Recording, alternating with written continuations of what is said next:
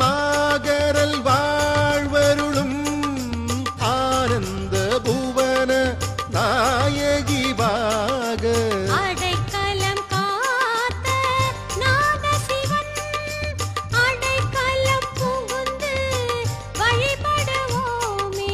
மருண்ட மனத்தின் செயல் மாற்றி புரண்டு ஆலய வலம் பரும் அடியா விரும்பிய வரம் பெற திருமுறையால் பொருந்தி கை தொழ திருவருள் கூடும். சிவாய நம ஓம் சிவாய நம ஓம் நம சிவாய சிவ சிவாய நம ஓம் சிவாய நம ஓம் சிவாய நம ஓம் நம சிவாய சிவ சிவாய நம